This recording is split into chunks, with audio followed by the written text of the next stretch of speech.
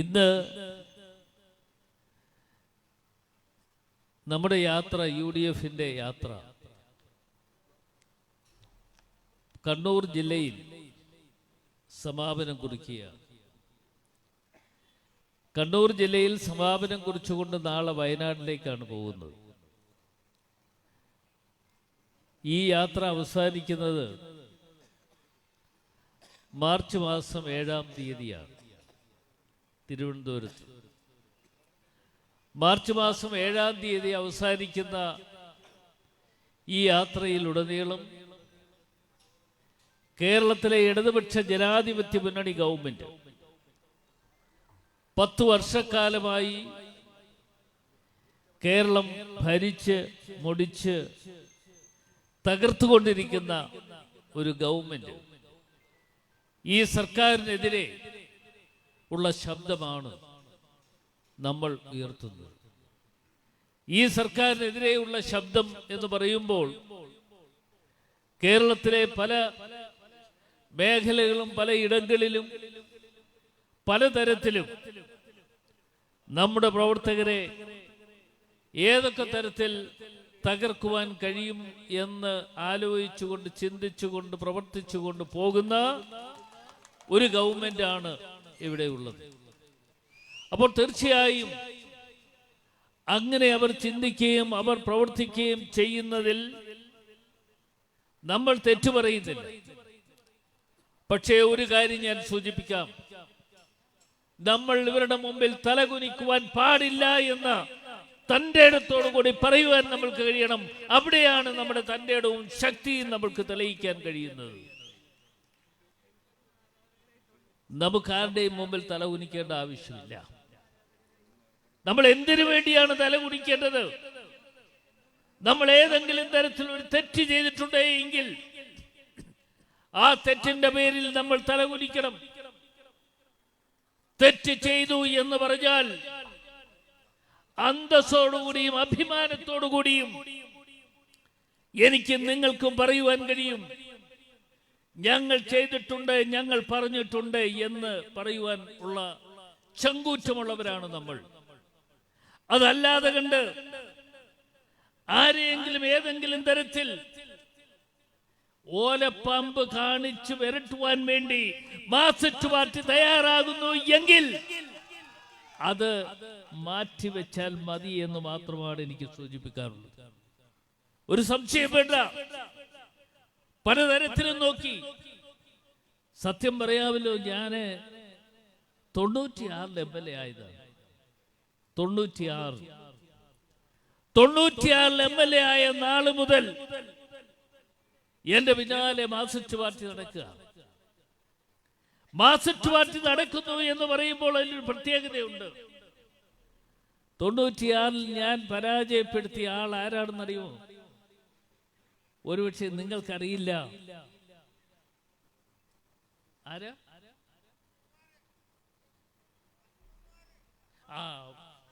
അറിയാം, സമ്മതിച്ചു ഞാൻ. പത്മകുമാർ, സ്വർണം കട്ടവൻ, സ്വർണം കട്ടുവാൻ വേണ്ടി കൂട്ടുനിന്നവൻ, ഇന്ന് ജയിലിൽ കിടക്കുന്നവൻ.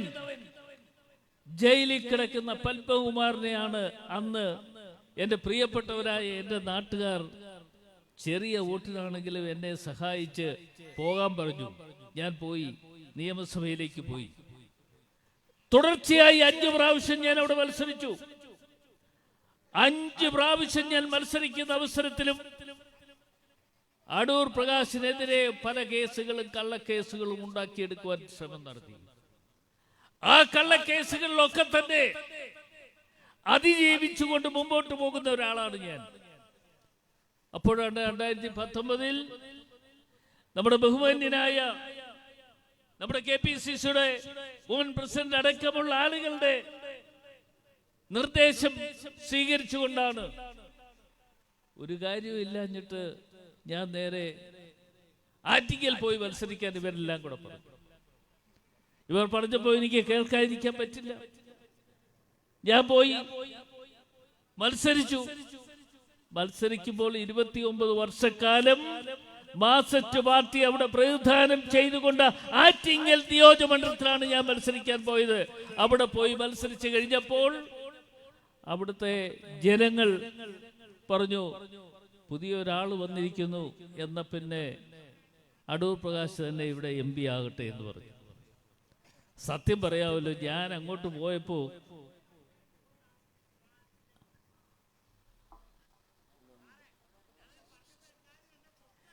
സത്യം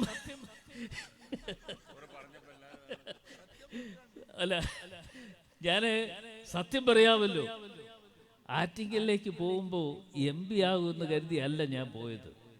പാർട്ടി പറഞ്ഞത് കേൾക്കുവാൻ വേണ്ടി മാത്രം ഞാൻ പോയത്. അപ്പൊ ഞാൻ MLA ആണ്, തിരികെ എൻ്റെ MLA സ്ഥാനം കിട്ടുമല്ലോ എന്നുള്ള ഒരു പ്രതീക്ഷയിലാണ് ഞാൻ അങ്ങോട്ട് പോയി. അവിടെ പോയി MP ആയി ഏറ്റെടുത്തു. ഇപ്പോ എന്താ കാര്യം? ഇപ്പൊ എല്ലാവരും ആലോചിക്കുന്ന, ഇന്ന് ഞാൻ ഒരു സ്ഥലത്തല്ല, നമ്മുടെ ഇവിടെ എവിടെ, ഇരിട്ടിയിലോ അല്ലല്ലോ, കണ്ണൂര്, നമ്മുടെ ശൈലജ ടീച്ചറിന്റെ നാട്ടിൽ മട്ടന്നൂര് എന്നപ്പോ അവിടെ വേദിയിൽ ഇരിക്കുകയായിരുന്നു. അപ്പൊ എൻ്റെ ഒരു സുഹൃത്ത് പറഞ്ഞു, അവിടുത്തെ മുനിസിപ്പൽ കൗൺസിലറാ, നല്ല ചായ കിട്ടും, നമുക്ക് അപ്പുറത്ത് പോയി ഒരു ചായ കുടിക്കാമെന്ന്. അപ്പൊ ചായ കുടിക്കാൻ അവിടെ ചെന്നപ്പോ ആ കടയിൽ നിന്ന് ആളുകൾ എന്നോട് ചോദിക്കുക, എപ്പോഴാ ജയിലിൽ നിന്ന് അറസ്റ്റ് വരിച്ച ഒരാളെന്നുള്ളതിൽ എപ്പോഴാണ് ഇറക്കി വിട്ടതെന്ന്. എന്താ വെച്ചാൽ അടൂർ പ്രകാശിനെ അറസ്റ്റ് ചെയ്തു എന്ന് മാധ്യമങ്ങളെല്ലാം എഴുതി വെച്ചു. മാധ്യമങ്ങൾ ഒരു ആഘോഷം നടത്തി. ആ ആഘോഷം കണ്ടുകൊണ്ട് പല ആളുകളും ചിന്തിച്ചു അടൂർ പ്രകാശ് ജയിലിലായിരിക്കുമെന്ന്. എൻ്റെ വീട്ടിൽ നിന്നും എന്നെ വിളിച്ചു, എൻ്റെ കൂടെയുള്ള ആളിനോട് ചോദിച്ചു, എന്താ എഴുതി കാണിക്കുന്നത്, വല്ല കാര്യമുണ്ടോ? അപ്പൊ പറഞ്ഞു, ഇവിടെ ഒരു കാര്യം ഞങ്ങൾക്ക് ആർക്കും അറിയില്ല. എന്ന് വെച്ചാൽ എന്നോട് അവിടെ എത്താൻ SIT പറഞ്ഞു. എന്ന് വെച്ചാൽ സ്പെഷ്യൽ ഇൻവെസ്റ്റിഗേഷൻ ടീം പറഞ്ഞു. ആ ടീം പറഞ്ഞപ്പോൾ ഞാൻ അവിടെ പോയി എൻ്റെ മൊഴി അവിടെ കൊടുത്തു എന്നുള്ളതാണ്. അല്ലാതെ എന്നെ അറസ്റ്റ് ചെയ്യാനോ എനിക്ക് നോട്ടീസ് തരികയോ യാതൊന്നും ചെയ്യാതെ കണ്ട് എന്നോട് ആവശ്യപ്പെട്ടതനുസരിച്ച് അവരുടെ റിക്വസ്റ്റ് പ്രകാരമാണ് ഞാൻ അവിടെ പോയത്. പക്ഷേ കഴിഞ്ഞ 2 ദിവസക്കാലമായി ആഘോഷമാണ് ഇവിടെ. ആഘോഷങ്ങളിൽ നമ്മുടെ പല ആളുകളും തെറ്റിദ്ധരിച്ചു, UDF കൺവീനറെ അറസ്റ്റ് ചെയ്തോ. ഒരു കാര്യം ഞാൻ പറയാം, ഇവിടെ ഒന്നും മുട്ടുമടക്കുന്നവനല്ല ഞാൻ, അത് പറയുവാൻ ആഗ്രഹിക്കുന്നു. കേരളത്തിലെ ജനങ്ങളുടെ മുമ്പിൽ സത്യാവസ്ഥ പറയുവാനും തന്റെ ഇടത്തോടുകൂടി പറയുവാനും അന്തസ്സും അഭിമാനവുമുള്ള ഒരു പാർട്ടി പ്രവർത്തകൻ എന്നുള്ള നിലയിൽ ഇന്നലകളിൽ ഞാൻ അവലംബിച്ചിട്ടുള്ള അതേ പ്രവർത്തകർ തന്നെ ഇന്നും അവലംബിച്ചു കൊണ്ടുപോകും. ആരുടെ മുമ്പിലും തല ഉന്നിച്ചുകൊണ്ട് ഞാൻ ഇങ്ങനെ കാണിച്ചിട്ടുണ്ട് എന്ന് പറയുവാൻ ഞാൻ ഉണ്ടാകില്ല. എനിക്കതിന്റെ ആവശ്യമില്ല. അതാണ് കാര്യം. ഇന്നിപ്പോ ഒരു കാര്യം ഞാൻ പറയാം, ഇന്നിപ്പോ ആഘോഷങ്ങൾ നടക്കുകയാണ്. ആഘോഷം നടന്നപ്പോ ഈ ഉദ്യോഗസ്ഥന്മാർ എന്നോട് പറഞ്ഞു, ഞാൻ എവിടാ പോയത്, അവരുടെ ഹെഡ്ക്വാർട്ടേഴ്സ്, നേരെ ഉള്ള വഴിയെ ഇതുപോലെ വന്ന് കയറിയതാണ്. എങ്ങനെയാ ഇപ്പൊ ഇറങ്ങി അപ്പുറത്തൂടെ കയറി ഇവിടെ വന്നതുപോലെ ഞാൻ നേരെ ചെന്ന് കയറിക്കഴിഞ്ഞ് എൻ്റെ മൊഴിയൊക്കെ എടുത്തതിന് ശേഷം അവര് പറഞ്ഞു, ഞങ്ങൾക്ക് പറയാനുള്ളത്, ഞങ്ങൾക്ക് ചോദിക്കാനുള്ളതൊക്കെ ചോദിച്ചു, അങ്ങ് എല്ലാ കാര്യങ്ങളും പറഞ്ഞു. ഇനിയിപ്പോ അങ്ങേക്ക് പോകാം എന്ന് പറഞ്ഞപ്പോ മറ്റു എല്ലാ ഉദ്യോഗസ്ഥന്മാര് എൻ്റെ കൂടെ ഇറങ്ങി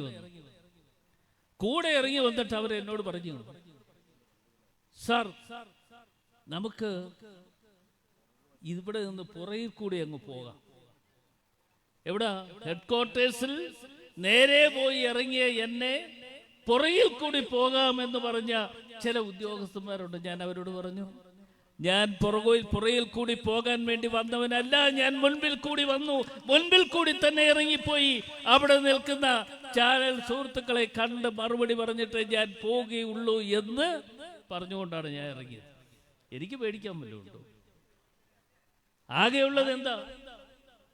എൻ്റെ കൂടെ നിന്ന് ഇപ്പം ഇങ്ങോട്ട് വരുമ്പോഴും ഇന്ന് സത്യം പറഞ്ഞ കണ്ണൂക്കാർ എത്ര പേര് എൻ്റെ കൂടെ നിന്ന് പടം എടുത്തു എന്ന് എനിക്ക് തന്നെ അറിയില്ല. അവരാരൊക്കെയാണെന്ന് അറിഞ്ഞുകൊണ്ടല്ല. വരുന്ന വഴിക്ക് പടമെടുക്കണമെന്ന് പറയും, ഞാൻ നിന്നു കൊടുക്കും. പടമെടുത്തു എന്ന് പറഞ്ഞതുപോലെ പടമെടുത്തു. ആ പടമെടുത്ത കൂട്ടത്തിൽ ആണ് ഇപ്പോ ഞാൻ നിൽക്കുന്നത്. അപ്പൊ പിന്നെ പടമുള്ള എല്ലാവരും വരണമല്ലോ. എവിടെ SITയുടെ മുമ്പിൽ വരണ്ടേ? അടൂർ പ്രകാശ് മാത്രം പോയാൽ മതിയോ? പടമെടുത്ത കൂട്ടത്തിൽ ഏറ്റവും പ്രധാനപ്പെട്ട കേരളത്തിന്റെ മുഖ്യമന്ത്രി ശ്രീ പിണറായി വിജയൻ ഉൾപ്പെടെയുള്ള ആളുകളുണ്ട്. ആ പടമെടുത്ത കൂട്ടത്തിൽ ആ ചിത്രത്തിലുണ്ട്. ഞാന് അവരോട് പറഞ്ഞു, നിങ്ങൾ എനിക്ക് പുറയിൽ കൂടിയുള്ള വഴി കാണിച്ചു തന്നല്ലോ. ഞാൻ പുറയിൽ കൂടിയല്ല പോകുന്ന, നേരെയുള്ള വഴിയെ പോകും. മറ്റേ അദ്ദേഹം വരുമ്പോൾ അദ്ദേഹത്തിന് ഈ പുറയിൽ കൂടിയുള്ള വഴി ഒന്ന് കാണിച്ചു കൊടുത്തേക്കണം എന്ന് ഞാൻ അവരോട് പറഞ്ഞു. ഇത് പറയാൻ കാരണമുണ്ട്. അദ്ദേഹം ചെയ്ത് ഇപ്പോ SITയുടെ അന്വേഷണം നടത്തുവാൻ ഒരു 2-3 പേരെ കൂടി നിയോഗിച്ചിട്ടുണ്ട്. ആരാണെന്നറിയോ? CPMന്റെ സഖാക്കന്മാർ, CPMന്റെ പോലീസ് ഓഫീസേഴ്സ് അസോസിയേഷന്റെ ഭാരവാഹികളായിട്ടുള്ള 2 പേരെ അവിടെ വെച്ചിരിക്കുകയാണ്. അവരാണ് ഇതൊക്കെ കൊടുക്കുന്നത്, വാർത്ത കൊടുക്കുന്നത്. അവരാണ് അറസ്റ്റ് ചെയ്തു എന്ന് പറയുന്നത്. അവരാണ് ഉണ്ണികൃഷ്ണൻ പോറ്റിയുമായി ഇരുത്തി ചോദ്യം ചെയ്തു എന്ന് പറയുന്നത്. എന്നെ ഒരുത്തരും ചോദ്യം ചെയ്തിട്ടില്ല. എന്നോടുള്ള കാര്യങ്ങൾ ചോദിച്ചു, മറുപടി പറഞ്ഞു. ഞാൻ പോന്നു. ഞാൻ പറഞ്ഞത് എന്തിനാണെന്ന് ചോദിച്ചാൽ, പലയിടത്തും ചെല്ലുമ്പോൾ ഇന്നലെ വരെയും അറസ്റ്റ് വരിച്ച് അകത്ത് കിടന്ന ഒരാളാണല്ലോ ഇവിടെ വരുന്നത് എന്നൊരു തെറ്റായ ധാരണ നിങ്ങളുടെയൊക്കെ മുമ്പിലുണ്ടെങ്കിൽ അത് തിരുത്തേണ്ട ഉത്തരവാദിത്വം എനിക്കാണ് എന്നുള്ളത് കൊണ്ട് ഞാൻ പറയുന്നു, അടൂർ പ്രകാശിനെ അങ്ങനൊന്നും അറസ്റ്റ് ചെയ്തുകൊണ്ട് പോകാൻ പറ്റില്ല. അങ്ങനെയുള്ളിടത്ത് നമ്മൾ നോക്കും.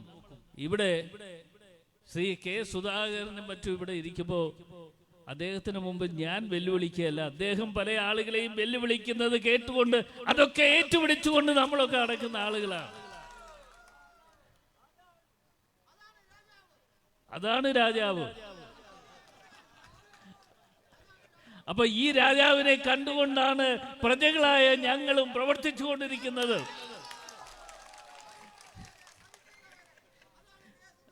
അതാണ്. അപ്പോൾ എന്തായാലും ഇത്രയും കാര്യങ്ങൾ. പിന്നെ നമ്മുടെ മുഖ്യമന്ത്രിക്ക് ഒരു കുഴപ്പമുണ്ട്. ഈ ഓഖി എന്ന് പറയുന്ന ഒരു സംഭവം ഉണ്ടായല്ലോ, നിങ്ങൾ ഓർക്കുന്നുണ്ടോ? കേരളത്തിലുണ്ടായത് അന്ന് ഓഖി നടന്ന സ്ഥലത്തേക്ക് അദ്ദേഹം പോയി. എവിടെയാണെന്നറിയോ? തിരുവനന്തപുരത്ത് വിഴിഞ്ഞത്ത് മത്സ്യത്തൊഴിലാളികൾ തിങ്ങി വസിക്കുന്ന ഇടങ്ങളിലേക്ക് പോയി.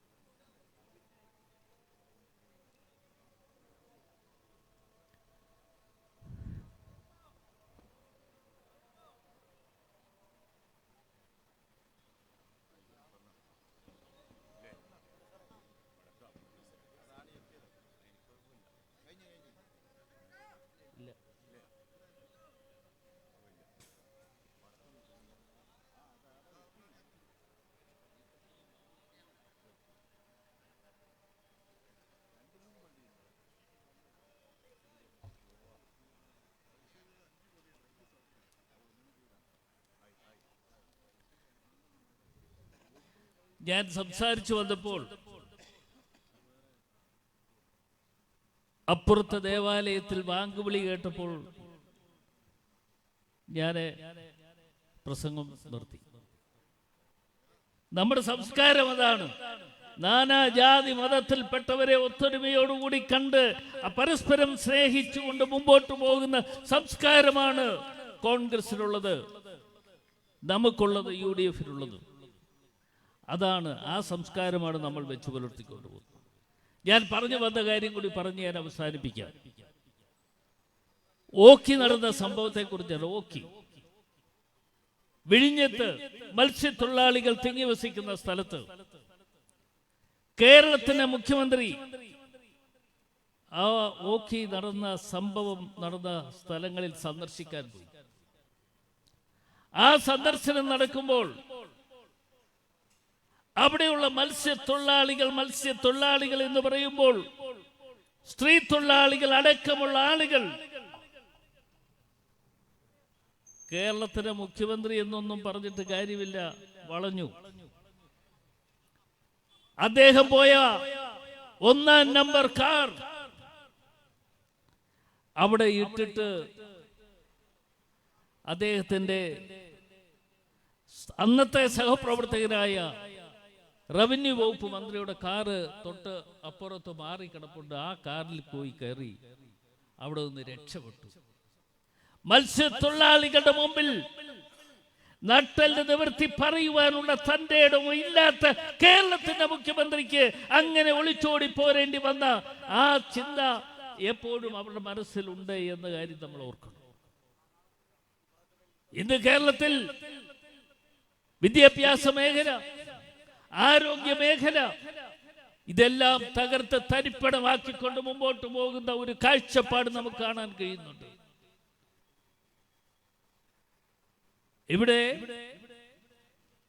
ശൈലജ ടീച്ചർ എന്ന് പറയുന്ന വ്യക്തി ആരോഗ്യ വകുപ്പിന്റെ മന്ത്രിയായി. ഞങ്ങളുടെ ഭരണകാലത്ത് ശ്രീ ഉമ്മൻചാണ്ടി കേരളത്തിന്റെ മുഖ്യമന്ത്രി ആയിരിക്കുമ്പോൾ 2011 എന്നെ ആരോഗ്യ വകുപ്പിന്റെ ചുമതല ആദ്യം ഏൽപ്പിച്ചു തന്നു. അന്ന് ആരോഗ്യ വകുപ്പിന്റെ ചുമതല ഏൽപ്പിച്ചു തന്നപ്പോൾ അന്ന് ബഡ്ജറ്റ് അവതരിപ്പിക്കുന്നതിന് തൊട്ട് 2 ദിവസം മുമ്പ് ഏതാണ്ട് ഒരു 12 മണിയോ 12:30 മണിയോ ആയി ഉമ്മൻചാണ്ടി എന്നെ ഫോണിൽ വിളിക്കുന്നു. വിളിച്ച് എന്നോട് ചോദിച്ചു, താൻ ഉറങ്ങിപ്പോയോ എന്ന്. ഞാൻ പറഞ്ഞു, ഇപ്പൊ ഞാൻ ഉറങ്ങും എന്ന് വെച്ചാൽ ഉറങ്ങിക്കിടന്ന് എന്നെ വിളിച്ചുണർത്തിയിട്ട് ചോദിക്കുകയാണ്, ഉറങ്ങിപ്പോയോ എന്ന്.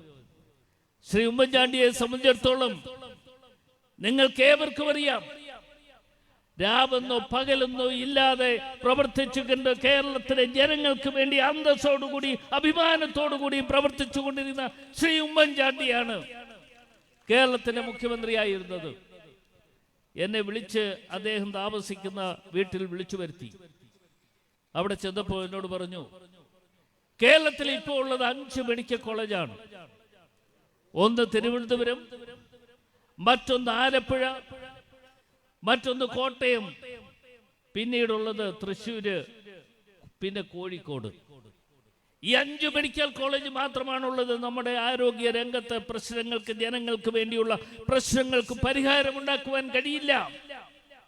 അതുകൊണ്ട് ഏറ്റവും പിന്നോക്കാവസ്ഥയിൽ നിൽക്കുന്ന ജില്ല തെരഞ്ഞെടുത്തുകൊണ്ട് വരുന്ന ബഡ്ജറ്റിൽ നമുക്കൊരു 3 മെഡിക്കൽ കോളേജ് സ്ഥാപിക്കാൻ അവസരം ഉണ്ടാകണം.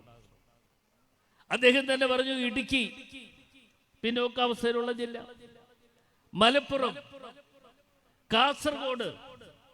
ഞാൻ ആ കൂട്ടത്തിൽ എൻ്റെ ഒരു സ്വാർത്ഥ താല്പര്യം കൂടി ഞാൻ പറഞ്ഞു, ശബരിമലയും മറ്റും കിടക്കുന്നു എന്നുള്ളത് കൊണ്ട് പത്തനംതിട്ടയിൽ കൂടി ഒരു മെഡിക്കൽ കോളേജ് വേണം. അങ്ങനെ 4 മെഡിക്കൽ കോളേജ് സ്ഥാപിക്കാൻ അന്നത്തെ ബഡ്ജറ്റിൽ അവസരമൊരുക്കി. ആ ബഡ്ജറ്റിൽ അവസരമൊരുക്കി, ഞങ്ങൾ അതിന് വേണ്ട സംവിധാനങ്ങൾ ഒരുക്കി, കാര്യങ്ങൾ ചെയ്തു. 2011 12 ആയപ്പോൾ എന്നോട് പറഞ്ഞു, താൻ ഇനിയും ചുമതല നോക്കേണ്ടത് റവന്യൂ വകുപ്പിന്റെ ചുമതല നോക്കണം എന്ന് പറഞ്ഞ് എന്നെ ആരോഗ്യ വകുപ്പിൽ നിന്ന് മാറ്റി റവന്യൂ വകുപ്പിന്റെ ചുമതല ഏൽപ്പിച്ചു.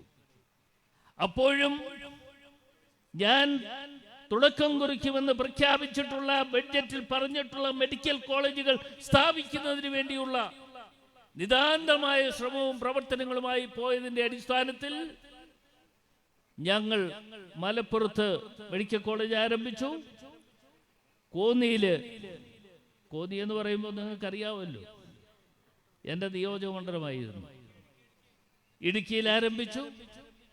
അപ്പോൾ കോന്നിയിൽ കെട്ടിടം പണി എല്ലാം പൂർത്തീകരിച്ചു കഴിഞ്ഞപ്പോൾ കേരളത്തിൻ്റെ ആരോഗ്യ വകുപ്പ് മന്ത്രിയായി വന്നത് ആരാന്നറിയുമോ? ശൈലജ.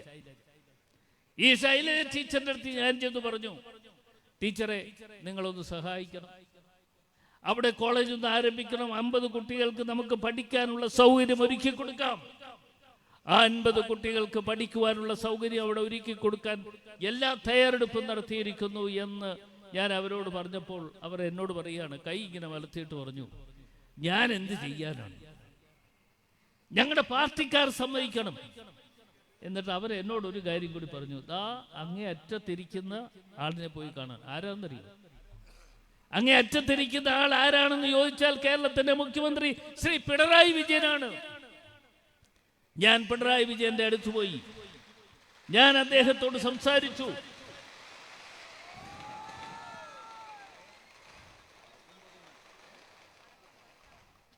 ഇപ്പൊ ഇവിടെ വരും, നിങ്ങൾ ആരും വിഷമിക്കേണ്ട, നേരെ ഇവിടെ വരും. പിണറായി വിജയനോട് ഞാൻ സംസാരിച്ചു. 50 കുട്ടികളെ പഠിപ്പിക്കുവാനുള്ള സൗകര്യങ്ങൾ ഒരുക്കിയിരിക്കുന്നു. ആ സൗകര്യങ്ങൾ ഒരുക്കിയ മെഡിക്കൽ കോളേജ് നമുക്ക് ഉദ്ഘാടനം ചെയ്യണം. അദ്ദേഹം കേട്ട ഭാവം നടിച്ചില്ല. എന്താ, കാറ്റടിച്ചാൽ പാറ കുലുങ്ങും എന്നൊക്കെ പറയുന്ന ഒരു പഴഞ്ചൊല്ലില്ലേ, അതുപോലെ ഒറ്റ ഇരിപ്പാണ്. അവിടെ ഇരുന്നു കൊണ്ട് ഒന്നും മിണ്ടിയില്ല. പിന്നീട് എത്രയോ നാളുകൾ കഴിഞ്ഞു അവിടെ മെഡിക്കൽ കോളേജ് ആരംഭിക്കുവാൻ.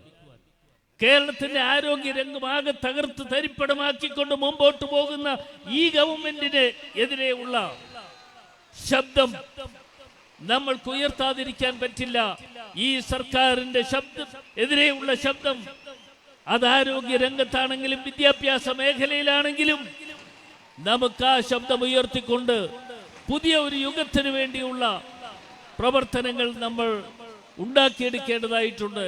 ആ പ്രവർത്തനങ്ങൾക്ക് നേതൃത്വം കൊടുക്കുവാൻ എൻ്റെ പ്രിയപ്പെട്ടവരായ നിങ്ങൾ ഓരോരുത്തരും നിങ്ങളെ സാക്ഷി നിർത്തിക്കൊണ്ട് പറയുന്നു, നമ്മൾ ഓരോരുത്തരും പ്രവർത്തിക്കണം. പ്രവർത്തിക്കുക മാത്രമല്ല, അധ്വാനം നടത്തണം. ആ അധ്വാനത്തിലൂടെ വരാൻ പോകുന്ന തെരഞ്ഞെടുപ്പ് ഏപ്രിൽ മാസത്തിൽ കഴിയുമ്പോൾ നമുക്ക് UDF-ന് 100 സീറ്റുകളുമായി UDF അധികാരത്തിലേക്ക് കടന്നു വരുവാനുള്ള അവസരം ഒരുക്കിയെടുക്കുവാൻ എൻ്റെ പ്രിയപ്പെട്ടവരായ നിങ്ങൾ തയ്യാറാകണമെന്ന് മാത്രമല്ല, നിങ്ങളുടെ പ്രവർത്തനങ്ങൾ ഉണ്ടാകണം, നിങ്ങളുടെ പ്രാർത്ഥനകൾ ഉണ്ടാകണം. അതോടൊപ്പം നമുക്ക് പ്രാർത്ഥനകളും ആവശ്യമാണ്. പ്രാർത്ഥനകൾ വേണ്ട എന്ന് പറയുന്നവരല്ല നമ്മൾ. എല്ലാവരും പ്രാർത്ഥിക്കണം. നമുക്ക് UDF അധികാരത്തിൽ വരണം. അതിനുവേണ്ടിയുള്ള പ്രവർത്തനങ്ങൾക്ക് നേതൃത്വം കൊടുക്കുവാൻ എൻ്റെ പ്രിയപ്പെട്ടവരായ നിങ്ങൾക്കെല്ലാവർക്കും കഴിയട്ടെ എന്ന് ആഗ്രഹിച്ചുകൊണ്ട് പ്രാർത്ഥിച്ചുകൊണ്ട് നന്മകൾ നേർന്നുകൊണ്ട് നിർത്തട്ടെ. നന്ദി, നമസ്കാരം, ജയ് ഹിന്ദ്. നമ്മുടെ പ്രിയങ്കരനായ, നമ്മൾ പ്രതീക്ഷിക്കുന്ന നമ്മുടെ പ്രതിപക്ഷ നേതാവ് അല്പസമയത്തിനകം ഇവിടെ എത്തിച്ചേരും. നമ്മളോട് സംസാരിക്കാൻ വേണ്ടി KPCCയുടെ ഉപാധ്യക്ഷ, നമ്മുടെ ജില്ലയുടെ ചാർജുള്ള ശ്രീ രമ്യ ഹരിദാസ് ഇവിടെയുണ്ട്. അവർ സംസാരിക്കുന്നതിന് മുമ്പ് ഒരാശംസ അർപ്പിക്കാൻ BRM ഷഫീർ അവരുടെ ആദരവോട് ക്ഷണിക്കുന്നു.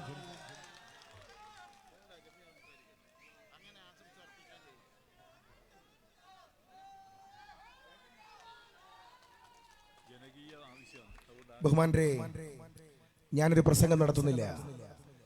നമ്മുടെ നായകൻ കടന്നു വരികയാണ്.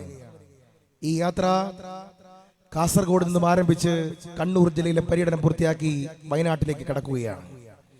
എന്തിനാണ് യാത്ര എന്ന് രാഷ്ട്രീയ പ്രസംഗങ്ങളിലൂടെ ഓരോരുത്തരും കൃത്യമായി തന്നെ വ്യക്തമാക്കിയിട്ടുണ്ട്.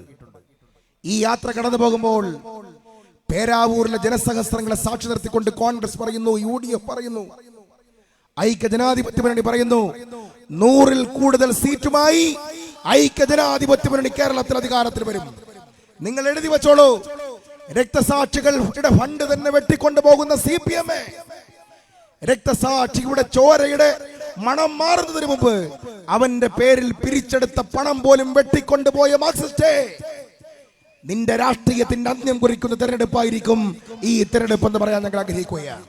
ശബരിമലയിലെ അയ്യനയ്യപ്പ സ്വാമി, കാനനവാസൻ, പമ്പാവാസൻ, ആ ശബരിമല അയ്യപ്പന്റെ ശ്രീകോവിലിനെ തട്ടിക്കൊണ്ടുപോയ സഖാക്കളെ, ശബരിമല അയ്യപ്പന്റെ കട്ടളപ്പാടികൾ കട്ടുകൊണ്ടുപോയ വാസുവേ, ശബരിമല അയ്യപ്പന്റെ വാതിലുകൾ പൊളിച്ചു കൊണ്ടുപോയ സഖാക്കളെ, ശബരിമല അയ്യപ്പന്റെ ദശാവതാരങ്ങൾ എടുത്തുകൊണ്ടുപോയ സഖാക്കളെ, ശബരിമല അയ്യപ്പന്റെ നിങ്ങൾക്കറിയാം പ്രഭാവലയം, അദ്ദേഹത്തിന്റെ ശിരസിന്റെ പുറകിലിരിക്കുന്ന പ്രഭാവലയം 2 എണ്ണം അത് കട്ടെടുത്തു കൊണ്ടുപോയ സഖാക്കളെ, ശബരിമല അയ്യപ്പന്റെ കൊടിമരത്തിൽ തൂങ്ങിക്കിടന്നിരുന്ന 16 പരം വരുന്ന സ്വർണത്തിന്റെ ആലിലകൾ മോട്ടിച്ചു കൊണ്ടുപോയ മുരാരി ബാബുവിന്റെ കമ്മ്യൂണിസ്റ്റുകളെ, നിങ്ങൾ ഒരു കാര്യം എഴുതി വെച്ചോ, നിങ്ങൾ തൊട്ടത് അയ്യനയ്യപ്പ സ്വാമിയാണ്. നിങ്ങൾ തൊട്ടതെങ്കിൽ ഞങ്ങൾ പറയുന്നു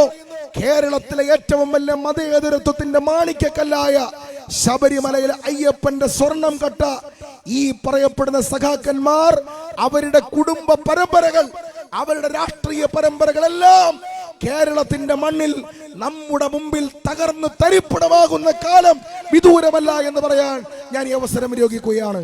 നിങ്ങൾ കണ്ടില്ലേ തദ്ദേശ സ്വയംഭരണ സ്ഥാപനങ്ങളിലേക്കുള്ള തെരഞ്ഞെടുപ്പ്, ഈയുടെ വികസന സന്ദേശ ഈ പുതുയുഗ യാത്രയുമായിട്ട് കടന്നു വരുന്ന കേരളത്തിലെ പ്രതിപക്ഷ നേതാവിനോട് ചോദിച്ചു, എത്ര സീറ്റ് ജയിക്കും? ചില സഖാക്കന്മാർ കൈരളി TV ഒക്കെ ചോദിച്ചു, എത്ര ജയിക്കും? അദ്ദേഹം ഉത്തരം പറഞ്ഞു, നിങ്ങൾക്കറിയാം 6ൽ 4 കോർപ്പറേഷനുകൾ നമ്മൾ പിടിച്ചെടുക്കും, കൂടുതൽ മുനിസിപ്പാലിറ്റികൾ പിടിച്ചെടുക്കും, ബ്ലോക്ക് പഞ്ചായത്തുകൾ പിടിച്ചെടുക്കും, ജില്ലാ ഡിവിഷനുകൾ 3ൽ 2 ജില്ലാ ഡിവിഷനുകൾ പിടിച്ചെടുക്കും. ഇപ്പോഴെന്തായി? കേരളത്തിലെ തദ്ദേശ സ്വയംഭരണ സ്ഥാപനങ്ങളിലേക്കുള്ള തെരഞ്ഞെടുപ്പ്, അതിന്റെ റിസൾട്ട് പുറത്തു വരുമ്പോൾ ഒരു കാര്യം ഉറപ്പാണ്, പിണറായി വിജയൻ സർക്കാരിനെതിരായിട്ടുള്ള അതിശക്തമായ ജനവികാരം ജനങ്ങൾക്കിടയിൽ ആഞ്ഞടിച്ചുകൊണ്ടിരിക്കുകയാണ്. ഒരു കാര്യം ഉറപ്പാണ്, നിങ്ങൾക്കറിയോ എന്തെല്ലാം കട്ടുകൊണ്ടുപോയി സാധാരണക്കാരന്റെയും പാവപ്പെട്ടവന്റെയും. നിങ്ങളുടെ ഇരിട്ടി ടൗണിലൊക്കെ ലോട്ടറി വിറ്റുകൊണ്ട് നടക്കുന്ന പാവങ്ങളുണ്ട്, ലോട്ടറി പാവങ്ങൾ, ആ ലോട്ടറി ടിക്കറ്റ് വിൽക്കുന്ന പാവങ്ങൾ. അവരുടെ ക്ഷേമനിധിയിൽ നിന്നും 14.57 കോടി രൂപ കട്ടെടുത്ത സഖാക്കൾ നിങ്ങളുടെ മുമ്പിൽ വന്ന് നിൽക്കുകയാണ്. നിങ്ങൾക്കറിയോ 1,75,000 പരം വരുന്ന 10 കണക്കിന് അരി മോട്ടിച്ചു കൊണ്ടുപോയ സഖാക്കൾ നിങ്ങളുടെ മുമ്പിൽ നിൽക്കുകയാണ്. ഇതാ നിങ്ങളേവരും പ്രതീക്ഷിക്കുന്ന നമ്മുടെ ജനകീയ നായകൻ, കേരളത്തിന്റെ ബഹുമാനായ പ്രതിപക്ഷത്തിന്റെ അമരക്കാരൻ ഇതാ കടന്നു വരുന്നു. നിങ്ങൾ ഓരോരുത്തരും നിങ്ങളെ കാണുവാൻ, നിങ്ങൾക്ക് അഭിവാദ്യം അർപ്പിക്കുവാൻ അദ്ദേഹം കടന്നു വന്ന വഴികളിൽ കിട്ടിയെടുത്ത സാരാംശങ്ങൾ ഒപ്പിയെടുത്തുകൊണ്ട് കേരളത്തിലെ ചരിത്രത്തിലെ ഏറ്റവും വലിയ ജാഥയായ പുതുയുഗ യാത്രയും നയിച്ചുകൊണ്ടിതാ നമ്മുടെ പ്രിയങ്കരനായ പ്രതിപക്ഷ നേതാവ്, ബഹുമാന്യ നിങ്ങളുടെ MLA, കേരളത്തിലെ കോൺഗ്രസിന്റെ അമരക്കാരൻ, KPCCയുടെ സമാദരണീയനായ അധ്യക്ഷൻ സണ്ണി ജോസഫ് MLA-യുമായി ഇതാ ഈ വേദിയിലേക്ക് കടന്നു വരികയാണ്. നിങ്ങൾക്കറിയാം, കേരളത്തിലൊരു പുതുയുഗ പിറവിയുടെ തുടക്കം കുറിക്കുവാൻ, മാർക്സിസ്റ്റ് പാർട്ടിയുടെ അഴിമതിയുടെ കരാള ഹസ്തത്തിൽ നിന്നും കേരളത്തെ രക്ഷിക്കുവാൻ ഇതാ പുതുയുഗ യാത്രയുമായി ബഹുമാനായ കേരളത്തിന്റെ പ്രതിപക്ഷ നായകൻ, ജനപക്ഷ നായകൻ, പ്രിയങ്കരനായ ശ്രീ VD സതീശൻ ഇതാ ഈ വേദിയിലേക്ക് കടന്നു വരുന്നു. നിങ്ങൾക്കറിയാം, നിയമസഭയ്ക്കകത്തും പുറത്തും പറയുന്ന വാക്കുകൾക്ക് വിലയുള്ള ഒരു വാക്ക് പോലും പിന്നീട് മാറ്റി പറയേണ്ടി വന്നിട്ടില്ലാത്ത കണക്കുകളും കാര്യങ്ങളും കൊണ്ട് കേരളത്തിലെ പ്രതിപക്ഷ രാഷ്ട്രീയത്തെ ത്രസിപ്പിച്ചു നിർത്തുന്ന കേരളത്തിന്റെ രാഷ്ട്രീയ നായകനിത, കേരളത്തിലെ പ്രതിപക്ഷ നായകനിത, കേരളത്തിലെ KPCC അധ്യക്ഷനോടൊപ്പം ഇതാ ഇരിട്ടിയിലെ വലിയ ജനസഹസ്രങ്ങളെ കാണുവാൻ, നിങ്ങളോട് സംവദിക്കുവാൻ വേണ്ടി ഈ വേദിയിലേക്ക് 100 കണക്കിന് വരുന്ന പ്രവർത്തകന്മാരുടെ അകമ്പടിയോടെ, ഒരു തിരമാലയുടെ ആരവത്തോടെ ഈ വേദിയിലേക്ക് കടന്നു വരുന്നു. അദ്ദേഹത്തിന് നിങ്ങൾ ഓരോരുത്തരും സ്വയം വോളണ്ടിയർമാരായി, സേവാദൾ വോളണ്ടിയർമാരോടൊപ്പം അദ്ദേഹത്തിന് വഴിയൊരുക്കണമെന്ന് അഭ്യർത്ഥിക്കുന്നു. ഇതാ കടന്നു വരുന്നു കേരളത്തിലെ യുവതയുടെ പ്രതീക്ഷയായ, കേരളത്തിലെ തൊഴിലാളികളുടെ പ്രതീക്ഷയായ, കേരളത്തിലെ സാധാരണക്കാരുടെ പ്രതീക്ഷയായ, കർഷകരുടെയും കർഷക തൊഴിലാളിയുടെയും മണ്ണിൽ പണിയെടുക്കുന്നവരുടെയും അധ്വാനിക്കുന്നവരുടെയും പ്രതീക്ഷയായ കേരളത്തിന്റെ പ്രതിപക്ഷ നായകൻ ശ്രീ VD സതീശൻ ഇതാ പ്രതിപക്ഷത്തിലെ സാധാരണക്കാരായ ചെറുപ്പക്കാരുടെ തോളിലേറി കേരളത്തിന്റെ വികസനവും സ്വപ്നങ്ങളുമായി ഇതാ ഈ വേദിയിലേക്ക് കടന്നു വരുന്നു. ആയിരങ്ങളുടെ ആവേശത്തിന്റെ തിരമാലകൾ സ്വീകരിച്ചുകൊണ്ട് ഇതാ നമ്മുടെ നായകൻ, കേരളത്തിന്റെ ജനപക്ഷ നായകൻ, പ്രതിപക്ഷ നായകൻ ഇതാ ഈ വേദിയിലേക്ക് കടന്നു വരുന്നു. നിങ്ങൾക്കേവർക്കും അഭിവാദ്യങ്ങൾ. അദ്ദേഹത്തെ തറയിലിറക്കണം. കേരളത്തിലെ ബഹുമാന്യ പ്രതിപക്ഷ നേതാവിനെ ഇതാ ആരവത്തോടെ വേദിയിൽ എത്തിച്ചിരിക്കുന്നു. അദ്ദേഹത്തിന് വേണ്ടിയിട്ട് ഞങ്ങൾ വഴിമാറുന്നു. മാറിക്കൊടുക്ക്. അദ്ദേഹം ആളുകൾ അഭിവാദ്യം ചെയ്യട്ടെ. മാറിക്കൊടുക്ക്. കൈവീശട്ടെ. ആളുകളെ മാറ്റിക്കൊടുത്താലല്ലേ കൈവീശാൻ പറ്റുള്ളൂ. പ്രിയപ്പെട്ട സഹോദരങ്ങളെ, കേരളത്തിലെ ബഹുമാന്യ പ്രതിപക്ഷ നേതാവിന് പ്രവർത്തകർ അഭിവാദ്യം ചെയ്തതിന് വേണ്ടിയിട്ട് വഴിയൊരുക്ക്. കേരളത്തിലെ ബഹുമാനായ KPCCയുടെ മുൻ അധ്യക്ഷൻ ശ്രീ K സുധാകരേട്ടനോടൊപ്പം സ്നേഹം പങ്കുവച്ചുകൊണ്ട് ഐക്യത്തിന്റെ സന്ദേശം വിളംബരം ചെയ്തുകൊണ്ട് കേരള പ്രദേശ് കോൺഗ്രസ് കമ്മിറ്റിയുടെ അമരക്കാരൻ സണ്ണി ജോസഫ് MLA ഇതാ ഈ വേദിയിൽ നിങ്ങൾ ഓരോരുത്തരെയും കാണുവാൻ പുതിയുഗ യാത്രയുടെ നായകൻ എത്തിയിരിക്കുന്നു. അഭിവാദ്യങ്ങൾ. ജയ് ഹിന്ദ്. ഈ പ്രവർത്തകന്മാരെല്ലാം പുറത്തിറങ്ങ് പ്ലീസ്. ഓരോ പ്രവർത്തകന്മാർ പുറത്തിറങ്ങ് പ്ലീസ്. UDFന്റെ പ്രവർത്തകന്മാർ സ്റ്റേജും വന്ന് പുറത്തേക്കിറങ്ങണം. പ്രിയപ്പെട്ടവരെ, മഹത്തായ നല്ല പരിപാടിയാണ്. ആ പരിപാടി അലങ്കോലമാക്കുന്ന ഒരു രീതിയിലേക്ക് വരരുത്. പ്രവർത്തകന്മാർ താഴെ ഇറങ്ങണം.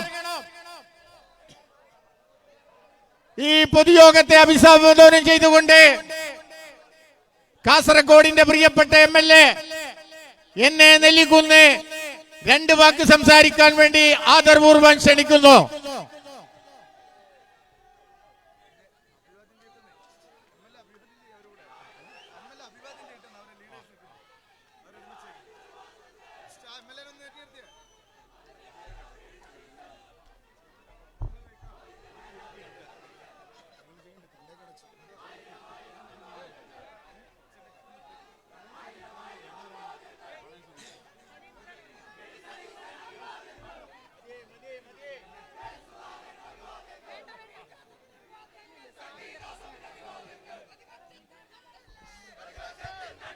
ആ മുദ്രാവാക്യം നിർത്തണം. നിതിൻ, മുദ്രാവാക്യം അവസാനിപ്പിക്കണം. പ്രിയമുള്ളവരെ, നമ്മളേവരും മണിക്കൂറുകളായി പ്രതീക്ഷിച്ചിരിക്കുന്ന നമ്മളെല്ലാം പ്രിയങ്കരനായ കഴിഞ്ഞ 5 വർഷക്കാലവും പിണറായി വിജയനോടും മാർക്സിസ്റ്റ് പാർട്ടിയോടും സന്ധിയില്ലാത്ത പോരാട്ടം നടത്തി കേരളത്തിലെ പാർട്ടി പ്രവർത്തകന്മാർക്കും ജനാധിപത്യ വിശ്വാസികൾക്കും ആത്മവിശ്വാസവും ആവേശവും പകർന്നു നൽകിയ നമ്മുടെ പ്രിയങ്കരനായ പ്രതിപക്ഷ നേതാവ് ശ്രീ VD സതീശൻ അവർ ഇവിടെ എത്തിച്ചേർന്നിരിക്കുകയാണ്. അദ്ദേഹത്തെ നിങ്ങൾക്ക് ഏവർക്കും വേണ്ടി ഐക്യ ജനാധിപത്യ മുന്നണിക്ക് വേണ്ടി ഹാർദമായി സ്വാഗതം ചെയ്യുന്നു. ഒരുപാട് നേതാക്കന്മാർ വേദിയിലുണ്ട്. ശ്രീ രമ്യ ഹരിദാസ് ഇവിടെ തയ്യാറായി നിൽക്കുകയാണ്. അതിനു മുമ്പ് മുസ്ലിം ലീഗിന്റെ പ്രിയങ്കരനായ നേതാവ് ശ്രീ എന്നെ നെല്ലിക്കുന്ന് അദ്ദേഹം ഇവിടെ എത്തിച്ചേർന്നിട്ടുണ്ട്. ഈ വൈകിയ വേളയിൽ അദ്ദേഹം നിങ്ങൾക്ക് ആശംസകൾ അർപ്പിക്കുന്നതാണ്. അതിനുവേണ്ടി അദ്ദേഹത്തെ ക്ഷണിക്കുന്നു.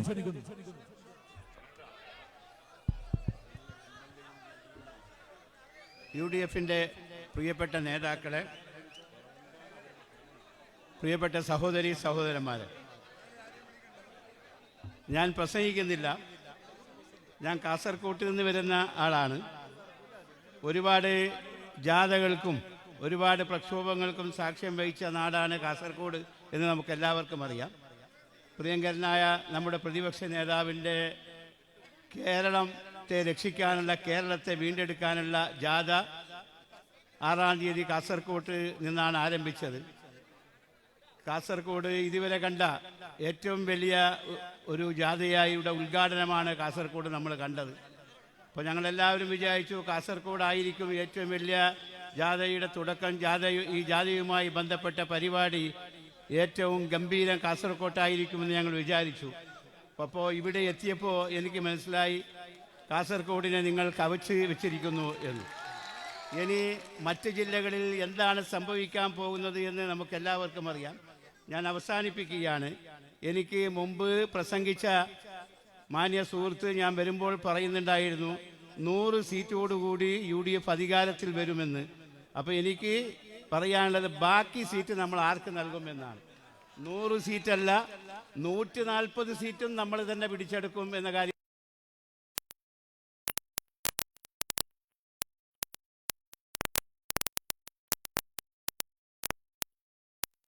അദ്ദേഹത്തെ പ്രതിപക്ഷ നേതാവ് എന്ന് നമുക്ക് 2-3 മാസം എന്ത് വിളിക്കണമെന്ന് കേരളത്തിലെ ജനങ്ങൾ തീരുമാനിക്കും. ഈ എന്നെ നമ്മുടെ എല്ലാവരെയും അതിശയിപ്പിച്ച ഈ സ്വീകരണ പരിപാടിയിൽ പങ്കെടുക്കാൻ സാധിച്ചതിലുള്ള എൻ്റെ സന്തോഷവും ചാരിതാർത്ഥ്യവും അറിയിച്ചുകൊണ്ട് നിങ്ങൾക്ക് എല്ലാവർക്കും സ്നേഹാഭിവാദ്യങ്ങൾ നേർന്നുകൊണ്ട് ഞാൻ എൻ്റെ വാക്കുകൾ ഉപസംഹരിക്കുന്നു. ജയ് UDF. പ്രതിപക്ഷ നേതാവ് സംസാരിക്കുന്നതിന് മുമ്പായി നമ്മുടെ പ്രിയങ്കരനായ MLA KPCCയുടെ പ്രസിഡന്റ് ശ്രീ അഡ്വക്കേറ്റ് സണ്ണി ജോസഫ് നമ്മളെ അഭിസംബോധന ചെയ്യുന്നതാണ്. അതിനുവേണ്ടി അദ്ദേഹത്തെ ആദരവ്.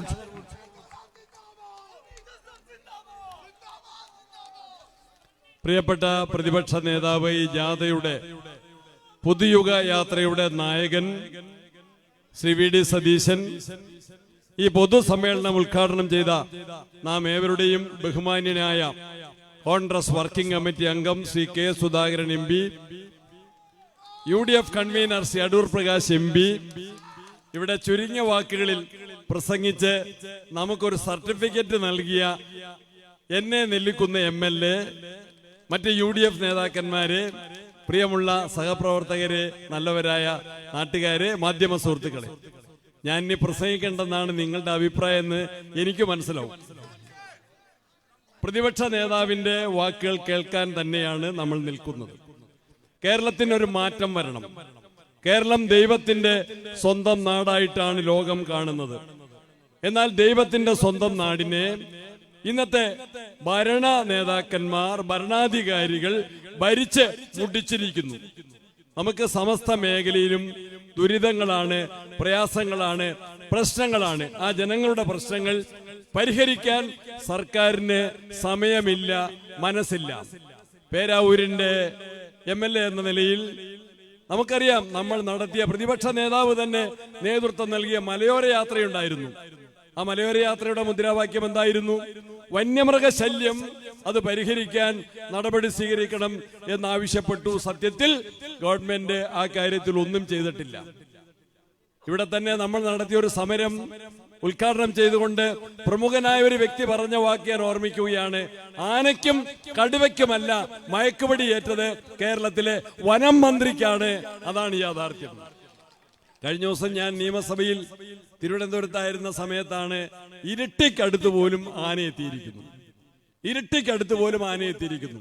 കഴിഞ്ഞ കശുവണ്ടി സീസണിലാണ് ആർലത്തെ 2 ദമ്പതിമാരെ, വെള്ളിയും ലീലയും, കശുവണ്ടി പെറുക്കാൻ പോയ ആളുകളെ കാട്ടാന ചവിട്ടിക്കൊന്നത്. വന്യമൃഗശല്യം ആന മാത്രമല്ല, പന്നിയും കുരങ്ങും കാർഷിക മേഖലയെ തകർത്ത് തരിപ്പണമാക്കിയിരിക്കുന്നു.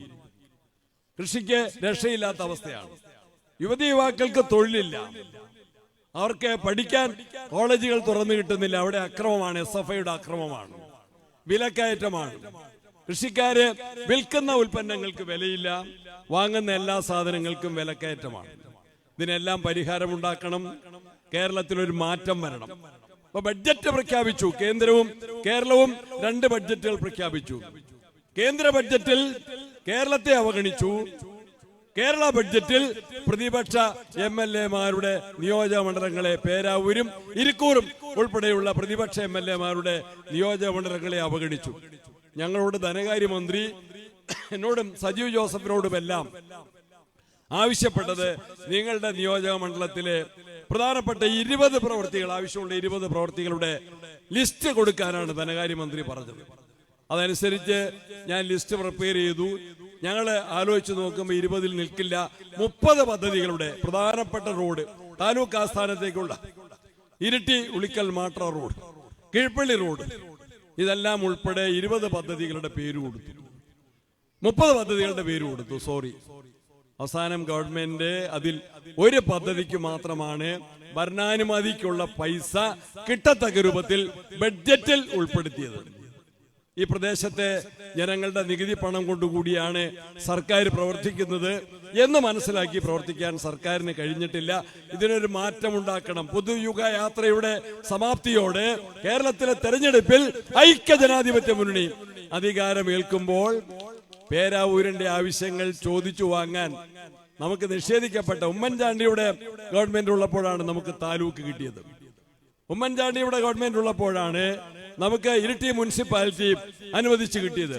തലശ്ശേരി മുതൽ കൂട്ടുപുഴ വരെയുള്ള 7 പാലങ്ങൾ പുനർനിർമ്മിച്ചുകൊണ്ട് ഉമ്മൻചാണ്ടിയുടെ ഗവൺമെന്റാണ് ആ അന്തർ സംസ്ഥാന പാതയെ നവീകരിച്ച് ഇന്നത്തെ രൂപത്തിൽ ഗതാഗത യോഗ്യമാക്കിയത്. മലയോര ഹൈവേ, കൊട്ടിയൂരിലേക്കുള്ള റോഡ്, കീഴ്പള്ളിയിലേക്കുള്ള റോഡ്, ഇതെല്ലാം അനുവദിച്ചത് ഉമ്മൻചാണ്ടിയുടെ ഗവൺമെന്റാണ്. എങ്കിൽ പിണറായി സർക്കാർ നമ്മളെ അവഗണിച്ചുകൊണ്ടിരിക്കുന്നു. ആ അവഗണനയുള്ള പ്രതിഷേധം നമുക്ക് ആവശ്യമായ സമയത്ത് രേഖപ്പെടുത്താൻ സാധിക്കുമെന്ന കാര്യത്തിൽ സംശയമില്ല. ഞാൻ നിങ്ങളെ എല്ലാവർക്കും അഭിനന്ദനങ്ങൾ അറിയിക്കുകയാണ്. 3 മണിക്കൂർ കാത്തു നിന്നു, എങ്കിൽ പോലും ആരും പോയില്ല. ഗംഭീരമായി പ്രതിപക്ഷ നേതാവിനെ, UDFന്റെ നേതാക്കന്മാരെ എല്ലാവരെയും സ്വീകരിച്ചു കൊണ്ടുവരാൻ സാധിച്ചു.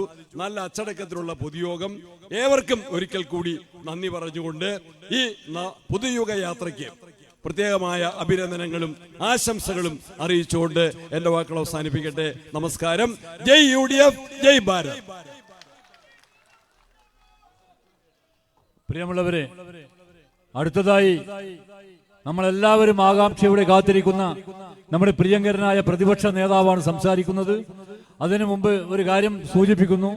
അദ്ദേഹത്തിന്റെ ഹാരാർപ്പണം പൊതുയോഗത്തിലെ പ്രസംഗം കഴിഞ്ഞതിന് ശേഷമാണ്. അതുകൊണ്ട് ഹാരാർപ്പണത്തിന് തയ്യാറായിട്ടുള്ള ആളുകൾ ഒരു സൈഡിൽ മാറി നിൽക്കണം എന്നുകൂടി വിനയപൂർവ്വം അഭ്യർത്ഥിക്കുന്നു.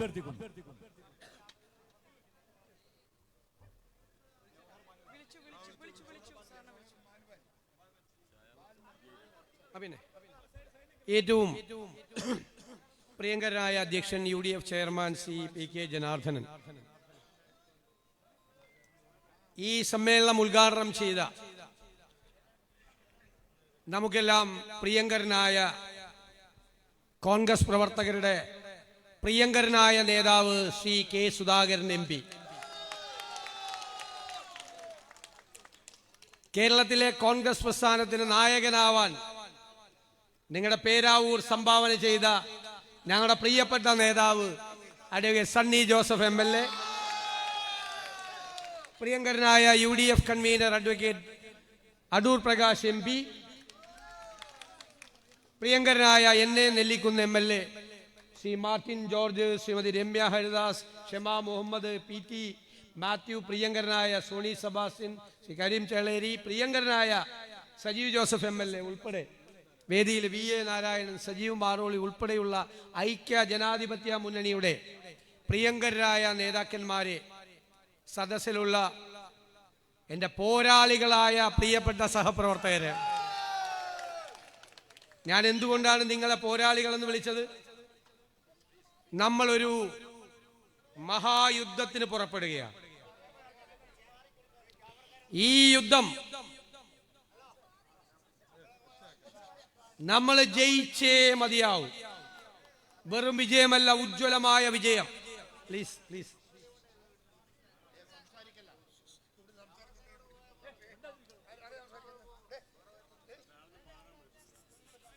നമുക്കറിയാം, കഴിഞ്ഞ 10 വർഷക്കാലം ഈ കേരളത്തെ തകർത്തു തരിപ്പണമാക്കിയ ഒരു ദുർഭരണത്തിന് അന്ത്യം കുറിച്ചുകൊണ്ട് ഒരു പുതുയുഗത്തിന് തിരശീല ഉയർത്താനാണ് ഈ പുതുയുഗയാത്ര.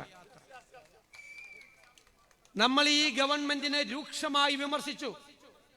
ഗവൺമെന്റിന്റെ തെറ്റുകൾ ചൂണ്ടിക്കാട്ടി ജനങ്ങളുടെ മനസാക്ഷിയുടെ കോടതിയിൽ നമ്മൾ അവതരിപ്പിച്ച കുറ്റപത്രം കൊണ്ട് ഈ സർക്കാരിനെ നമ്മൾ വിചാരണ ചെയ്തു. ഇനി നമ്മൾ വെറും പ്രതിപക്ഷം മാത്രമല്ല, നമ്മൾ കേരളത്തിലെ ജനങ്ങളുടെ ഹൃദയാഭിലാഷങ്ങൾ ഏറ്റുവാങ്ങി അധികാരത്തിലേക്ക് വരേണ്ട മുന്നണി കൂടിയാണ്. അപ്പോൾ ഇവരെവിടെയെല്ലാം പരാജയപ്പെട്ടു, അവിടെയെല്ലാം നമുക്ക് മാറ്റങ്ങൾ ഉണ്ടാക്കണം. മാറ്റങ്ങൾ. ഇവരെ തകർത്ത് തരിപ്പണമാക്കിയ കേരളത്തെ നമുക്ക് രക്ഷപ്പെടുത്തണം.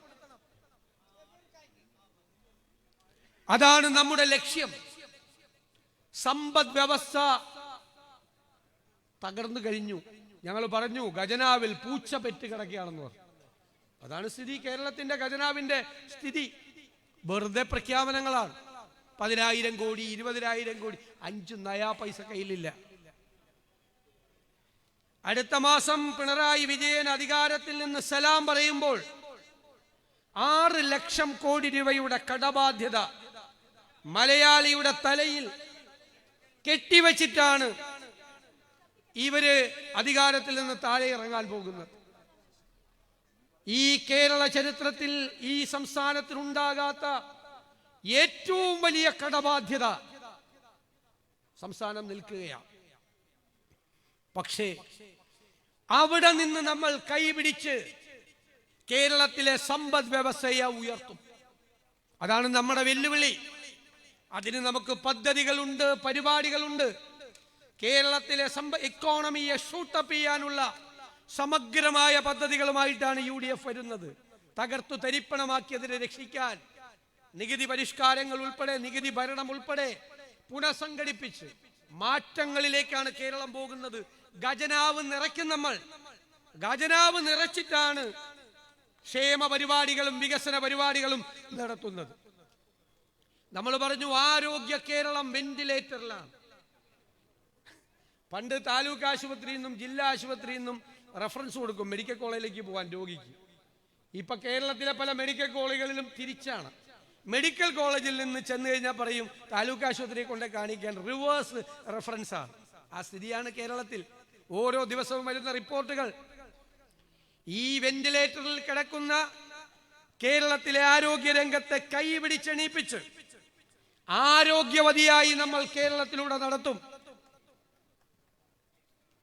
ലോകരാജ്യങ്ങളിൽ നിന്ന് ആളുകൾ ചികിത്സിക്കാൻ വരുന്ന ഡെസ്റ്റിനേഷൻ പോയിന്റ് ആക്കും ആരോഗ്യ കാര്യത്തിൽ കേരളത്തെ. അതിനായി നമ്മളൊരു ഹെൽത്ത് കമ്മീഷൻ നിയമിച്ചു.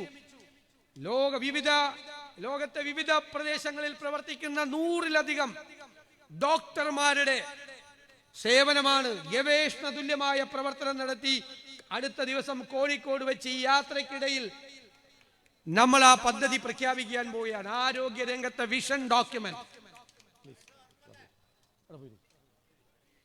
നിങ്ങൾക്കറിയാം നമ്മുടെ കുഞ്ഞുങ്ങൾ പുറത്തേക്ക് പോവുകയാണ്. ഇവിടെ എല്ലാവരും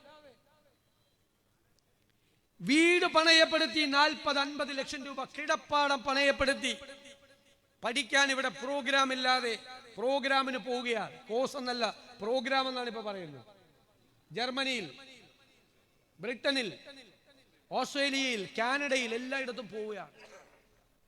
ഞാൻ നിങ്ങളോട് വാക്ക് തരുന്നു, UDF വരുമ്പോൾ ഈ ലോകരാജ്യങ്ങളിലുള്ള പ്രോഗ്രാമുകൾ കേരളത്തിലെ യൂണിവേഴ്സിറ്റികളിൽ നമ്മൾ ഉണ്ടാക്കി നമ്മുടെ കുട്ടികൾ പഠിക്കും. അവര് പുറത്തു വരുമ്പോൾ അവർക്ക് തൊഴിലവസരങ്ങൾ ഉണ്ടാകുന്ന സമഗ്രമായ ഒരു തൊഴിൽ പദ്ധതി ഈ യാത്ര തിരുവനന്തപുരത്ത് എത്തുന്നതിന് മുമ്പ് നമ്മൾ അവതരിപ്പിക്കുകയാണ്. അതിൽ മാറ്റങ്ങൾ ഉണ്ടാകും. അത് കേരളത്തിന്റെ നികുതി ഘടന, നികുതി വരുമാനം വർദ്ധിക്കും. കേരളത്തിൽ ഇൻവെസ്റ്റ്മെന്റ് ഉണ്ടാകും. ഗൾഫിൽ നിന്ന് റെമിറ്റൻസ് അയക്കുന്ന ആളുകളുടെ ഒരു 5% മതി നമുക്ക് കേരളത്തിന്റെ സമ്പദ് വ്യവസ്ഥയെ രക്ഷപ്പെടുത്തിയെടുക്കാൻ. നമ്മളത് ചെയ്യും. ഗവേഷണ തുല്യമായ പ്രവർത്തനങ്ങൾ കഴിഞ്ഞ 2 വർഷക്കാലമായി നടത്തുകയാണ്. ലോകത്തിന്റെ വിവിധ ഭാഗങ്ങളിലുള്ള മലയാളികളായ വിദഗ്ധരുടെ സേവനമേറ്റുവാങ്ങിക്കൊണ്ട് നമ്മൾ കേരളത്തെ മാറ്റാൻ വേണ്ടിയിട്ടുള്ള ശ്രമം നടത്തിയാണ്. കാർഷിക മേഖലയിൽ സമഗ്രമായ പാക്കേജാണ്. നിങ്ങളുടെ MLA പ്രിയങ്കരനായ സണ്ണി ജോസഫ് ഈ 5 വർഷക്കാലം 10-ലധികം പ്രാവശ്യമാണ് വന്യജീവി ആക്രമണത്തെക്കുറിച്ച് സഭയിൽ പറഞ്ഞത്. ഞങ്ങൾ മലയോര സമരയാത്ര നടത്തി. വന്യമൃഗങ്ങൾക്ക് മുമ്പിലേക്ക് വിധിക്ക് കർഷകരെ വിട്ടുകൊടുക്കാൻ UDF തയ്യാറല്ല. സമരയാത്രയിൽ ഞങ്ങളൊരു വാക്ക് പറഞ്ഞിട്ടുണ്ട്. ആ വാക്ക് പാലിക്കാനുള്ള പദ്ധതികൾ ഞങ്ങൾ ആസൂത്രണം ചെയ്യുന്നുണ്ട്. പരമ്പരാഗതമായ മാർഗങ്ങളിലൂടെ വന്യജീവി ശല്യം തടയാനുള്ള പരിപാടിയോടൊപ്പം ആർട്ടിഫിഷ്യൽ ഇന്റലിജൻസിന്റെ ടൂൾസ് വരെ ഉപയോഗിച്ച് വിവിധ രാജ്യങ്ങളിൽ ചെയ്യുന്ന വന്യജീവികളെ തടയാനും തിരിച്ചോടിക്കാനുമുള്ള പദ്ധതികൾ ഈ കേരളത്തിൽ ഉണ്ടാകും. നിങ്ങളെ വിധിക്ക് വിടില്ല കർഷകരെ. കർഷകർക്ക് അവരെ കഠിനാധ്വാനം ചെയ്ത് ഉണ്ടാക്കുന്ന ഉൽപ്പന്നങ്ങൾക്ക് മാന്യമായ വില കൊടുക്കും. അതിനൊരു മാനദണ്ഡമുണ്ട്. എന്താ മാനദണ്ഡം? MS Swaminathan commission report. അതായത് കാർഷിക ഉൽപ്പന്നം ഉണ്ടാക്കാനുള്ള ചെലവ് എത്രയാണ് കണക്കാക്കുക, പ്ലസ് 50% വർധനവ്. അതാണ് MSP, അതാണ് താങ്ങുവില, അതാണ് മിനിമം സപ്പോർട്ട് പ്രൈസ്. കർഷകരും അടുത്ത തലമുറയും അതിൽ നിന്ന് വിട്ടുപോകാതെ കാർഷിക മേഖലയിൽ അവരെ ഉറപ്പിച്ചു നിർത്താൻ സമഗ്രമായ പാക്കേജ്. ഇവിടെ എന്താ 120 രൂപ റബ്ബറിനുണ്ടായപ്പോഴാണ് ഉമ്മൻചാണ്ടി 150, 160 രൂപയും ആക്കി താങ്ങുവില പ്രഖ്യാപിച്ചത്. ഇവര് ആ താങ്ങുവിലയുടെ കൂടുമ്പോഴേ ഇവർ പ്രഖ്യാപിക്കുള്ളൂ. ഇപ്പൊ 205 ആയപ്പോഴാണ് 200 പ്രഖ്യാപിച്ചു. അപ്പൊ ആരും ചോദിക്കാൻ പോകില്ലല്ലോ. അപ്പൊ പൈസ അലോട്ട് ചെയ്തെന്ന് മാത്രം മതി.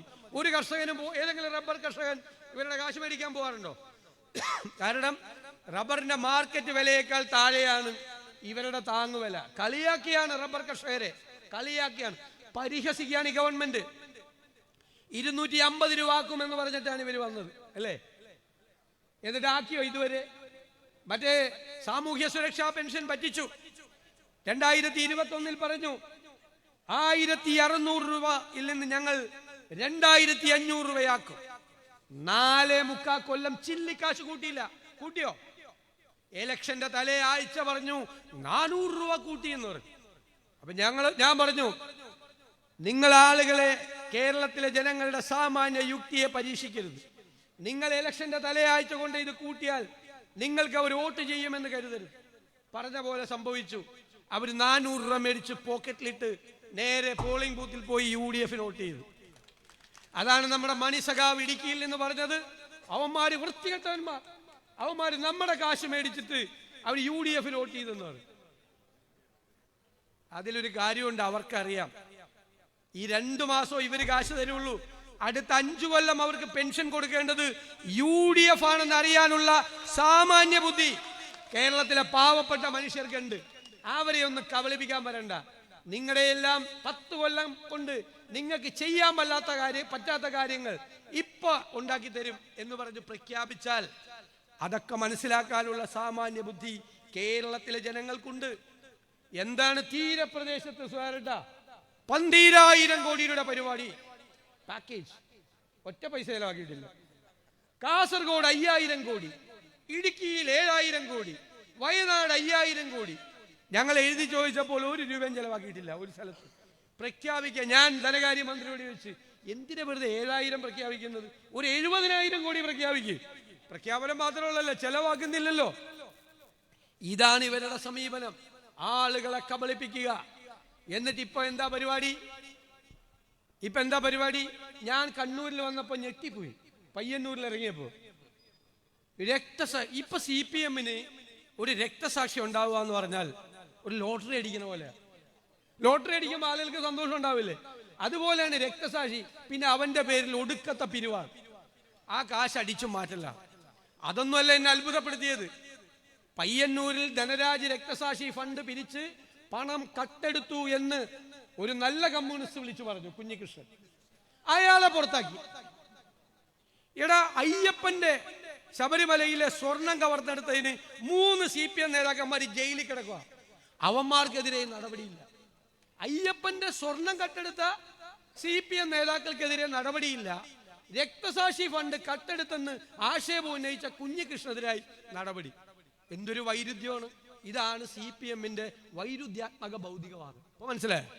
ഇനി എന്തെങ്കിലും സംശയം ഉണ്ടെങ്കിൽ ഗോവിന്ദൻ മാഷോട് ചോദിച്ചാൽ മതി. കുറെ കൂടെ കൺഫ്യൂഷൻ ആക്കി തരും, കുറച്ചുകൂടി കൺഫ്യൂഷൻ ആക്കി തരും. ചോദിച്ചു കഴിഞ്ഞാൽ നാണമുണ്ടോ പാർട്ടിക്ക്? അവിടെ മാത്രമല്ല, കൊച്ചിയിൽ ചെന്ന് കഴിഞ്ഞാൽ അവിടെ അഭിമന്യുവിനെ കൊന്നു. അതിന്റെ പണം അടിച്ചു മാറ്റി ആ പാവപ്പെട്ട വീട്ടിൽ കുറച്ച് പൈസ കൊടുത്തുള്ളൂ. തിരുവനന്തപുരത്ത് വിഷ്ണുവിനെ, CPM-കാരനെ ആരാ കൊന്നത്? സംഘപരിവാർ.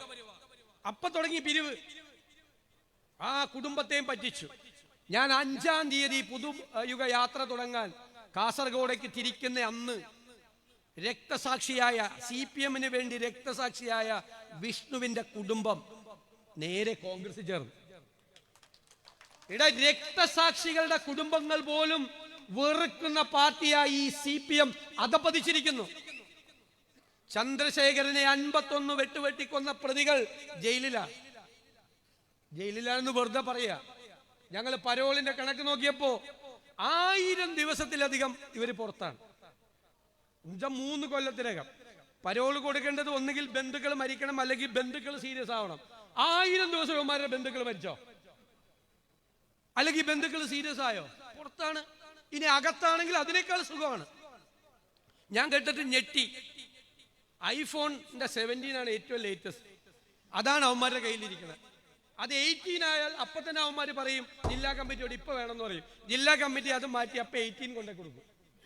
ഭക്ഷണം അവര് പറയും തലേ ദിവസം രാവിലെ യൂറോപ്യൻ ബ്രേക്ക്ഫാസ്റ്റ്, അല്ലാതെ ജയിലിലെ ചപ്പാത്തി ഒന്നും അല്ല കഴിക്കുന്നവര്. ഉച്ചയ്ക്ക് ചൈനീസ് ഫുഡ്, രാത്രി തണ്ടൂരി ചിക്കൻ, പിന്നെ മറ്റേ സാധനം തലേ ആഴ്ച പറയും ഏത് ബ്രാൻഡാണെന്ന്, അതുകൊണ്ട് മേടിച്ചു കൊടുക്കുക. എന്താണെന്ന് ഇവന്മാർക്ക് പേടിയാണ്. അവരെ ചന്ദ്രശേഖരൻ കൊലക്കേസിൽ ഒരു ഗൂഢാലോചന നടന്നിട്ടുണ്ട്. അവരത് പുറത്തു പറയും എന്ന് പറഞ്ഞ് എപ്പോഴും പേടിപ്പിക്കും. എന്നിട്ടാണ് ഇതൊക്കെ മേടിക്കുന്നത്, വെറുതെ അല്ല കൊണ്ടേ കൊടുക്കുന്നത്. അതങ്ങാൻ പുറത്തു പറഞ്ഞാൽ ഇപ്പൊ സ്റ്റേറ്റുകാരിൽ നടക്കുന്ന പലരും നേരെ അകത്തോട്ട് പോകും, ജയിലിലേക്ക്. പിന്നെ പിണറായി വിജയൻ കഴിഞ്ഞ ദിവസം പറഞ്ഞു പുതിയ സാങ്കേതിക വിദ്യ കേരളം ഉപയോഗിച്ചു എന്ന് പറഞ്ഞു. ഞാൻ എവിടെ നോക്കിയിട്ടും പുതിയ സാങ്കേതിക വിദ്യ എവിടെയാണ് കേരളത്തിൽ ഉപയോഗിച്ചതെന്ന് ഒരു പിടിയും കിട്ടില്ല. കഴിഞ്ഞ മാസമാണ് മനസ്സിലായത്. ജയിലിൽ കിടക്കുന്നവൻ പരോള് കിട്ടാൻ വേണ്ടി ഒരു DIGക്ക് ഗൂഗിൾ പേയിൽ കൈക്കൂലി അയക്കണം. അപ്പൊ മനസ്സിലായില്ലേ? ഗൂഗിൾ പേയിൽ കൈക്കൂലി മാറ്റി കൈക്കൂലി ഗൂഗിൾ പേയിൽ അയക്കാം എന്ന സാങ്കേതിക വിദ്യ കണ്ടുപിടിച്ചതാണ് പിണറായി വിജയൻ സർക്കാർ.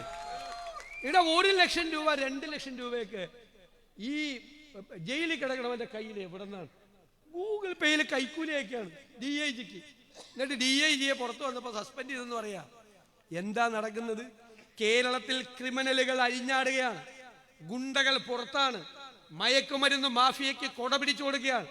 ഞങ്ങൾ നിയമസഭയെ പറയും എപ്പോഴും. അപ്പൊ പറയും 10,000 പേർക്കെതിരായി കേസെടുക്കണം. ആർക്കെതിരെ? ഈ വലിക്കണ പിള്ളേർക്കെതിരെ. എന്നിട്ട് അവരെ നേരെ പോലീസ് സ്റ്റേഷനിൽ കൊണ്ടുപോകും, 3 മണിക്കൂർ നിർത്തും, എന്നിട്ട് കേസെടുത്ത് ജാമ്യത്തിൽ വിടും. അവര് പുറത്തു വന്ന് ആ 3 മണിക്കൂറും കൂടി വലിക്കാൻ പറ്റില്ലല്ലോ, അതും കൂടി പുറത്തു വന്നിട്ട് വലിക്കും. ഇവരിതിന്റെ ഉറവിടം അന്വേഷിക്കുന്നില്ല. എവിടെ നിന്ന് വരുന്നു, ഏത് വഴിക്ക് വരുന്നു? കേരളത്തെ ചെറുപ്പത്തിനെ, യുവത്വത്തെ കൊല്ലാൻ ശ്രമിക്കുന്ന മയക്കുമരുന്ന് മാഫിയയ്ക്ക് കുട പിടിച്ചു കൊടുക്കുന്ന ക്രിമിനലുകളുടെ സർക്കാരാണ് കേരളത്തിലെ സർക്കാർ. എവിടെയാണ് ഇവർ? എവിടെയാണ് ഇവരുടെ? മനുഷ്യൻ ബുദ്ധിമുട്ടുമ്പോഴാണ്, നമ്മളെ പ്രയാസപ്പെടുമ്പോഴാണ് നമ്മൾ തിരഞ്ഞെടുത്തൊരു ഗവൺമെന്റിന്റെ സാന്നിധ്യം നമ്മൾ ആഗ്രഹിക്കുന്നത്.